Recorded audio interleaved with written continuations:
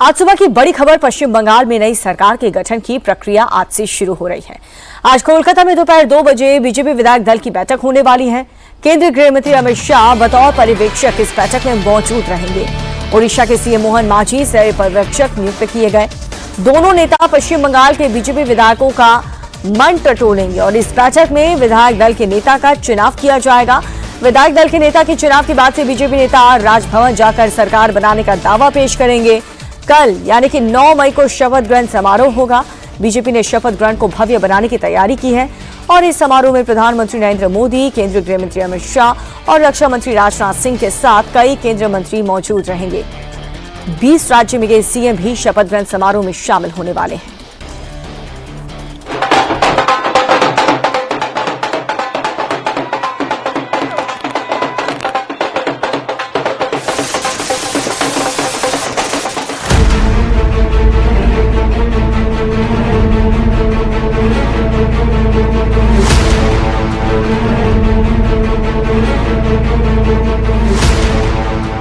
बंगाल में विधानसभा भंग, ममता राज खत्म। बंगाल में नई सरकार, 9 मई को ग्रैंड शपथ समारोह। राज्य में प्रधानमंत्री, गृह मंत्री, प्रतिरक्षा मंत्री सभी लोग आ रहे हैं। 20 मुख्यमंत्री राज्य में आ रहे हैं। इतना बड़ा सेलिब्रेशन। बीजेपी विधायक दल की बैठक, बंगाल को आज मिलेगा नया सीएम। पूरे देश की निगाहें आज कोलकाता पर हैं।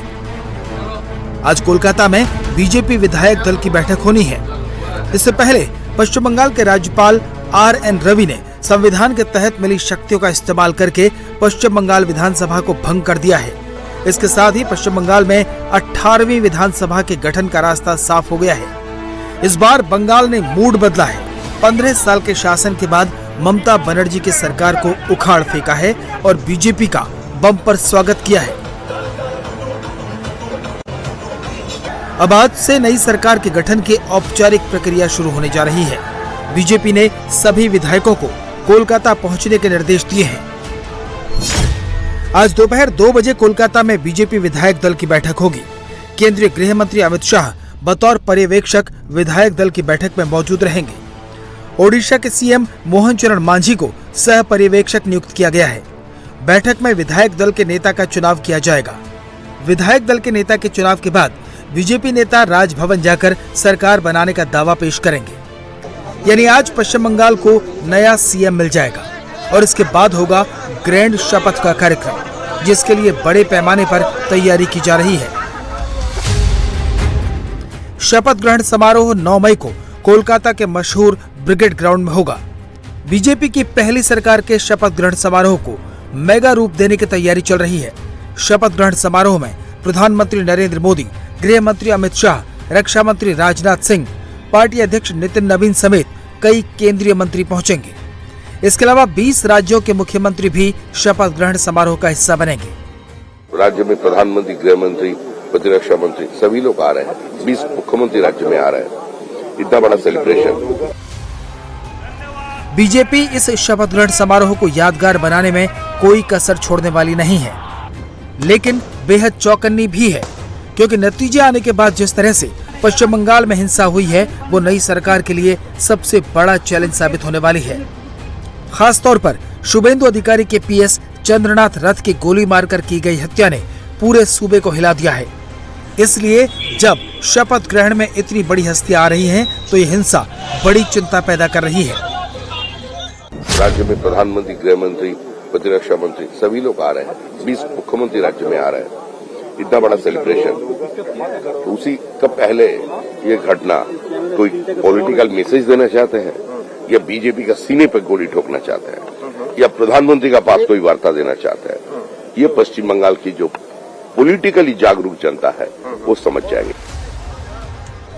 पश्चिम बंगाल में शुभेंदु अधिकारी सीएम की रेस में आगे चल रहे हैं, लेकिन विधायक दल की बैठक से पहले उनके PA की हत्या करके उनके लिए एजेंडा तय कर दिया गया है। कौन मर्डर किया, कैसे हुआ, ये तो जांच एजेंसी बताएगा, लेकिन मैं इसको खुलासा करना चाहता हूं।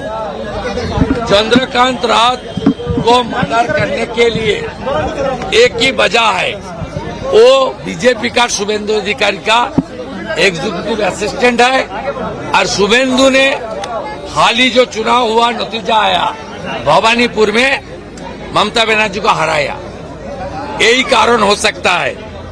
इसका कोई बात नहीं है। मैं उनका परिवार का साथ दूंगा और परिवार का जो डिमांड है तुरंत इसको जो किया है उनको हिरासत में लेकर चार्जशीट करके कॉन्विक्शन दिलाना, एक प्रक्रिया में भी मेरा जो जिम्मेदारी है मैं निभाने का काम करूंगा। चंद्रनाथ रथ की हत्या के लिए बीजेपी साफ साफ तृणमूल कांग्रेस की तरफ उंगली उठा रही है। वहीं तृणमूल कांग्रेस ने रथ के मर्डर के लिए बीजेपी और चुनाव आयोग को जिम्मेदार ठहरा दिया है और इस मर्डर केस की जांच सीबीआई से कराने की मांग की है। टीएमसी की इसी मांग का समर्थन कोलकाता पहुंचे अखिलेश यादव ने भी किया।